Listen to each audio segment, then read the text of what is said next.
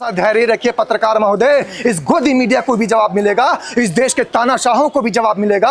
और supreme court ने आदेश जारी कर दिए हैं, जांच का सिलसिला शुरू हो चुका है। कहीं भी अगर कोई प्रोटेस्ट होता है, कहीं भी कोई व्यक्ति अपनी आवाज उठाने की कोशिश करता है, तो तमाम ये गुंडे उसकी आवाज दबाने के लिए वहां पर पहुंच जाते हैं। देश के अंदर फिर वो कौन से अराजक तत्व थे जिन्होंने पैलेट गन चलाई थी, वो कौन से इस देश के अंदर शरारती तत्व थे जिन्होंने पैलेट गन चलाई थी। स्कूलों में जा रहे हैं, स्कूलों की हकीकत दिखा रहे हैं, कैसे देखते हैं, कौन लोग हैं ये हमला करने वाले? देखिए, इस देश के अंदर सबसे बड़ी विडंबना यही है, सबसे बड़ी दुविधा आज के टाइम में यही है। ये काम 2014 से पहले कभी नहीं होते थे। 2014 के बाद से लेकर के हमेशा आवाज दबाने की कोशिश चल रही है। एक तरफ तो सरकार कह रही है कि हम विकास कर रहे हैं, एक तरफ तो सरकार कह रहे हैं हम लोगों को आगे बढ़ा रहे हैं, लेकिन लोगों को आगे बढ़ाते बढ़ाते जो लोग बदहाली की वीडियोस बनाते हैं उनके घर पर भी लोगों को भेज दिया जाता है, भीड़ जाती है। सरकार के ही समर्थक कुछ लोग होते हैं, वो जाते हैं और खत्म कर देते हैं। अब देखिए, कॉकरोच जनता पार्टी के अगर कुछ लोग अगर चले गए लोगों के जनता के बुलाने से और वो स्कूल की बदहाली दिखाने के लिए पहुंचे थे, वहां पर उसको जानने के लिए पहुंचे थे, उन पर हमला हो गया। तो ये जगह जगह जो हमले हो रहे हैं, जगह जगह जो लोगों को मौत के घाट उतार दिया जा रहा है, ये सीधे तौर पर इस बात का प्रमाण है, इस बात का पुख्ता सबूत है कि सरकार डरी हुई है। सरकार को डर लगता है, इस देश के तमाम जो हमारे नेता हैं, मंत्री हैं, उनको डर लगता है कि कहीं सच्चाई लोगों के सामने ना आ जाए। और सच्चाई लोगों के सामने ना आए, इसीलिए बड़े बड़े प्रोपगेंडे करे जाते हैं, इसीलिए बड़े बड़े हथकंडे अपनाए जाते हैं। कभी कांवड़ियों पर फूल बरसाने की बात होती है कि वहां पर ध्यान चला जाएगा, कभी आप देखिएगा कि किसी भी तरीके से मुद्दे को भटकाने के लिए कोई ना कोई एक ऐसा शिगुफा भारतीय जनता पार्टी के मंत्री छेड़ देते हैं, भाजपा के शीर्ष नेता छेड़ देते हैं, जिससे कि मुद्दे से बदहाल थी, अभी सरकार को बदनाम करने की अचानक कैसे कोशिश की जा रही है? इसके पीछे तो कोई बड़ी साजिश है। मैं तो ये कह रहा हूँ, वो जो पहले वाला बदहाल देश था, वही बदहाल देश लौटा दीजिए। जिस बदहाल देश में सिलेंडर 400 रुपए का मिलता था, वही बदहाल देश लौटा दीजिए। जिसमें जो है पेट्रोल के दाम आधे थे, वही बदहाल देश लौटा दीजिए। जिसमें चीनी में कड़वाहट नहीं थी, चीनी में मिठास थी। पूरे देश के अंदर हाहाकार मच चुका है। चीनी के रेट देखिए कैसा आसमान छू रहे हैं, हर जगह महंगाई से त्रस्त गरीब जनता परेशान घूम रही है। वो बदहाल देश लौटा दीजिए। हम तो ये कहते हैं कि इस देश के अंदर अच्छे दिन मत लाइए, वही बदहाल देश रहने दीजिए जहां पर कम से कम बच्चों को पीने के लिए दूध सही तरीके से मयसर हो जाता था, खाना लोगों को गरीब की थाली में मयसर हो जाता था। आज ना गरीब की थाली में खाना है, ना छोटे दूध मुहे बच्चों को दूध पिलाया जा रहा है। और दूध किसको पिलाने जाते हैं? भड़का रहा है, दूध किसको पिलाने जाते हैं? नहीं करना चाहता। देखिए, अडानी अंबानी के शेयरों के बच्चों को दूध पिलाने जाते हैं। आप कह रहे हैं कि जैन अल्फा को कौन भड़का रहा है? जैन अल्फा को भड़काने का काम कोई नहीं कर रहा है, बल्कि कहीं भी अगर कोई प्रोटेस्ट होता है, कहीं भी कोई व्यक्ति अपनी आवाज उठाने की कोशिश करता है, तो तमाम ये गुंडे उसकी आवाज दबाने के लिए वहां पर पहुंच जाते हैं। आप देखिए, जब कॉकरोच जनता पार्टी का प्रोटेस्ट चल रहा था, वो पत्थर से भरी गाड़ी कहां से आ गई? जो एनटीएमसी की गाड़ी थी, और पत्थर से भरी गाड़ी उस क्षेत्र के अंदर आ कहां से गई? वो और मामला था नहीं, यही मामला है कि जहां भी प्रोटेस्ट होगा वहां पर बिगाड़ने के लिए इस तरीके के असामाजिक तत्व तैयार रहते हैं।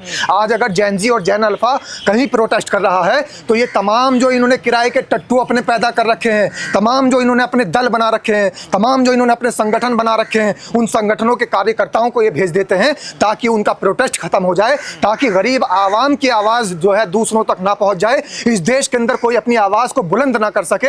इसीलिए जैनजी अगर आवाज उठा रहा है, जैन अल्फा अगर आज आवाज उठा रहा है, जैन अल्फा अगर परेशान है, इस सरकार की नीतियों के खिलाफ बोलना चाहता है, तो उसकी आवाज दबाने के लिए सहारा लेकर आप लोग सरकार को बदनाम कर रहे हैं। बच्चों का सहारा तो ये ले रहे हैं। ये किन का सहारा ले रहे हैं? वो बच्चे कौन से हैं जो भगवा झंडा लेकर के जाते हैं, जो भीड़ में पत्थर बरसाने का काम करते हैं? वो बच्चे कौन से हैं जो एक खास नारे का प्रयोग करते हुए आवाज उठाने वालों की आवाज दबाने का काम करते हैं? वो बच्चे कौन से हैं जो इस देश के अंदर जाते हैं, इस देश के अंदर जाने के बाद उन लोगों की आवाज चुप करने की कोशिश करते हैं जो आवाज सरकार के खिलाफ उठती है? ये जैनजी हो या जैन अल्फा हो, चाहे इस देश का बुजुर्ग हो, इस देश की महिलाएं हो, इस देश की बेटियां हो, सबकी आवाज दबाने का काम हुआ। क्या गोदी मीडिया के पत्रकार आपको उन बेटियों की आवाज नहीं सुनाई दी थी जो जंतर मंतर पे अपने हक हकूक के लिए लड़ रही थी? उनको जूतों के नीचे दबा दिया गया था। क्या वो पहलवान बेटियां इस देश के लिए जो तमगे लेकर के आ रही थी, इस देश के लिए जो अवार्ड लेकर के आ रही थी, इस देश का मान अभिमान स्वाभिमान बढ़ा रही थी, क्या उनकी आवाज दबाने की आपको मंजर याद नहीं है? क्या वो खबर आपने नहीं दिखाई? दिखाएंगे भी कहां से, क्योंकि चाटुकार बन चुके हैं। दिखाएंगे भी कहां से, क्योंकि ये मीडिया बिक चुकी है।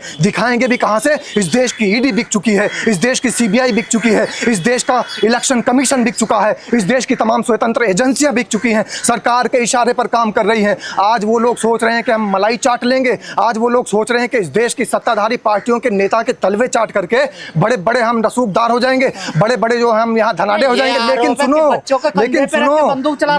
पत्रकार साहब, लेकिन सुनो सच्चाई क्या है। सच्चाई ये है कि सीधे तौर पर ये हमारे देश को बर्बाद करने की साजिश है। ये जो बच्चों की आवाज दबाई जा रही है, हमारे देश को बदनाम करने की, बर्बाद करने की साजिश है। अगर आवाज दबाई जाती तो आज ये हमारा जो आजाद देश है, आज जो मैं यहाँ पर खड़ा होकर के बोल रहा हूँ, आज जो आप अपना माइक लेकर के मुझसे बुलवा रहे हैं, अगर आवाज दबाई जाती तो आज हमें ये अधिकार न मिला होता, अंग्रेजों का यहाँ पर राज होता। अगर क्रांतिकारियों की आवाज दबाई गई होती उस समय में, अगर पत्रकारों ने भी आवाज दबाई होती, तो इस देश के अंदर हमें आज अंग्रेजों के खिलाफ मुखर होकर के जो हम बोलते हैं। जी आरोप ये है कि जब विपक्ष फेल हो गया तो बच्चों के कंधे पर रख के बंदूक चला रहा, बच्चों को आगे कर रहा। देखिए देखिए, विपक्ष तो कहीं से कहीं तक भी कमजोर नहीं है, विपक्ष अपना काम कर रहा है। और सबसे बड़ी बात तो यह है, आपकी जानकारी के लिए और इस देश के तमाम जो इस देश के देखने वाले आपके दर्शक हैं, उनकी जानकारी के लिए बता दूं, अब इस देश के अंदर विपक्ष विपक्षी पार्टियां नहीं बची हैं। इस देश के अंदर विपक्ष, इस देश का पूरा समाज हो चुका है। इस देश की जनता विपक्ष में खड़ी है सत्ताधारियों के, इस देश का नौजवान विपक्ष में खड़ा है सत्ताधारियों के, इस देश की महिलाएं विपक्ष में खड़ी है सत्ताधारियों के, इस देश की बेटियां खड़ी हैं सत्ताधारियों के खिलाफ, इस देश का किसान खड़ा है सत्ताधारियों के खिलाफ, इस देश का नौजवान खड़ा है सत्ताधारियों के खिलाफ। तो चारों तरफ इस देश के अंदर अगर आप कह रहे हैं कि विपक्ष की चाल है, अरे भाई ये तो पूरा का पूरा देश विपक्ष हो चुका है। ये पूरा का पूरा देश इस टाइम विपक्ष की आवाज बन चुका है। किसको रोकेंगे? आप कांग्रेस को रोकने की कोशिश करेंगे, आप समाजवादी पार्टी को रोकने की कोशिश करेंगे, आप बहुजन समाज पार्टी को रोकने की कोशिश करेंगे, आप तमाम राजनीतिक पार्टियों को रोकने की कोशिश करेंगे, लेकिन उनको कैसे रोकेंगे जो राजनीतिक इस देश के लोग हैं? उनको कैसे रोकेंगे जो इस देश के नागरिक हैं? उनको कैसे रोकेंगे जो इस देश का जेनजी है? उनको कैसे रोकेंगे जिस देश के कंधों पर, जिनके कंधों पर इस देश की बागडोर, इस देश की जिम्मेदारी है? आज वही तो जाग चुका है। शिक्षा पे बात हो गई, हिंदू मुस्लिम धर्म जाति ये नहीं चलेगा। और आप कह रहे हैं कि शिक्षा पे बात होगी, हिंदू मुस्लिम जाति ये सब नहीं चलेगा।